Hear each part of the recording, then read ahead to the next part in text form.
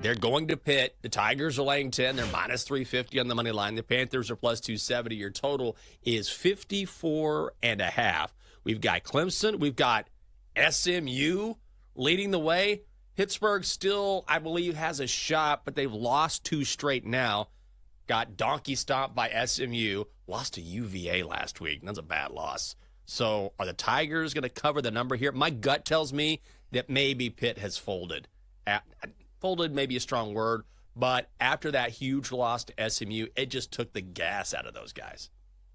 I also think that Pitt is maybe on fraud alert because if you look at their schedule, and people have brought this up before, but simply from a betting standpoint, they have only been underdogs in a couple games so far this season, and the only one where they've been dogs of a touchdown or more, they got stomped, like you said, by SMU. That was the only game where they were 7-point underdogs. The only other two at the start of the year, 1.5 dogs to West Virginia and Cincinnati. They won both those games outright, but they were supposed to be in that game. So most of these games, they've been winning as favorites and as big favorites. But in this position, they have not been good. 2 straight losses. I feel like Pitt's going in the wrong direction. And I feel like maybe the market was a little too high on the Panthers. So I think I would lean towards Clemson. We're seeing the number go that direction.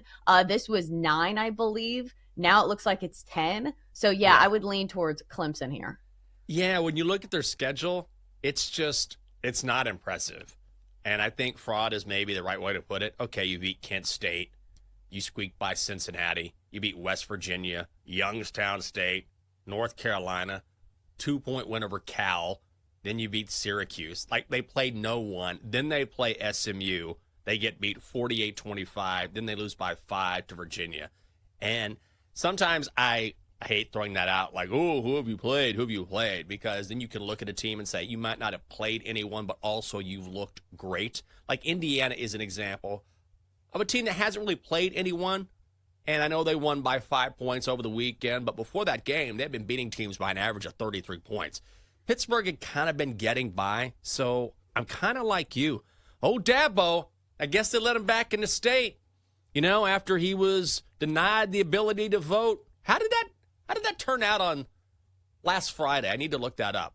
If you haven't heard this story, when he tried to vote because his real name is William, just like his son, they said, no, you've already voted. His son had already voted, so he had to petition to vote, and this was going to be on the Friday after the election. They were going to have some sort of hearing or something. Doesn't matter now. But he said, I guess they kicked me out of the state. Here I am. Got a loss in the ACC. I'm out. I guess Dabo's back in.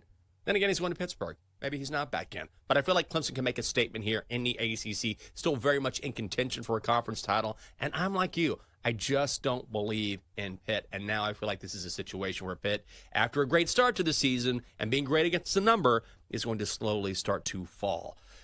Number 3, Texas at Arkansas. I'm really worried about this game, by the way. My Longhorns laying 15.5. They're minus 700. The Razorbacks are plus 500 on the money line. Total set at 57.5. This number has come down from 15.5 now to 14.5. But I have to tell you, I said this yesterday. Arkansas cannot stand Texas. Now, you have to go back into college football history, but they played in the game of the century back in the day where Texas won that game, and they generally dominated Arkansas during the best couple of decades of Arkansas football, and there's just a natural hate there anywhere. Anyway, Texas doesn't hate Arkansas like Arkansas hates Texas. And if you're the Longhorns and you don't understand that and you go into Fayetteville, you can be surprised. So this is a situation where if Texas falls behind early, because Quinn Ewers can be a head case, then they could be in trouble, at least against the number. The Horns are 1-6 against the spread in their last 7 trips to Fayetteville. This game scares the bejesus out of me, Chelsa. I think when you look at the numbers, though, maybe you could make a case for Texas. I think a lot of this, the question is, can Texas blow the doors off of somebody? Because we've seen them in this spot where they've been big favorites. Last week, they did it handily against Florida, but Florida was playing, I believe it was a first-year quarterback because DJ Lagway did not play in that game. But the game against Vandy, I feel like that number was weird. Like, Vandy shouldn't have been getting 17 points. We knew that game was probably going to be a little bit closer. But you look at them at some of these big spots when that offense was really humming. They were laying 37, 43, 35, and a lot of these games they were covering. So I think the question is, how much faith do you have in the Texas offense right now? Because I feel like the defense has been pretty solid throughout the season. But do you think this offense has another gear where they can truly like blow the doors off of Arkansas here? They can. Now, the Texas defense is incredible. This is the number one defense in the country.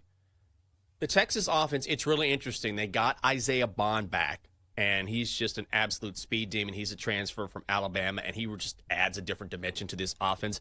I'm telling you, Quinn Ewers he's such an interesting case. If he gets off to a good start, Sark has to game plan in a way to build up Quinn's confidence early on. And if he gets that, then Quinn looks as good as anyone in the country. He had 5 touchdown passes last week, no interceptions. He looked great. But if he gets off to a rough start, and you'll see it, if he throws a pick early, we saw this against Vanderbilt, pass was tipped, intercepted, and all of a sudden he's just kind of grinding through. He folds under pressure. He doesn't step up in the pocket. He's a guy that really needs to get off to a great start, especially on the road. If he does that, then Texas can blow the doors off, because then they've got a guy who has supreme arm talent with a plethora of receivers. And with that defense, yeah, they can pile on the points. So it's all about the start for Texas. Here's what's going to happen. If it's like 17-14 Arkansas at the half, the Longhorns are going to be in trouble. Like, they must get off to a good start. And thank God it's a noon start. I don't know about you, but when you're cheering for a certain team, especially in college football, aren't you glad if you're on the road that it's like a noon start instead of a night game? Oh, yeah. Especially in one where the other side really hates you. You know, because obviously it feels like the fan base is a little bit watered down if you get those daytime games. They haven't been like drinking the entire day. It's just maybe for the morning window. But you're right. Texas is really interesting. I feel like they've fallen a little bit back in like the national discord, but I still feel like it's a team that has a ton of talent. What's your confidence level in the Longhorns going into the postseason? I think you're going to drop one. That's what I think. I want them to win out. If they win out, they're playing the SEC championship game. They've got Arkansas. They've got Kentucky. They go on the road to play Texas A&M. Texas A&M is the one that really scares me. And I hate that I'm saying that, but you got to give credit where credit is due. Double D. Come on, man. I'm trying to not talk about Texas going into College Station and taking care of a bunch of milkmen who decided that they would form a school and have a football team. And, oh, by the way, here's a great idea. How about we put up a scoreboard for those dead dogs? That'd be great. And there's nothing that dead dogs love more than looking at the score of a football game. I changed my mind. We're going to go in there, and we're going to the SEC championship game.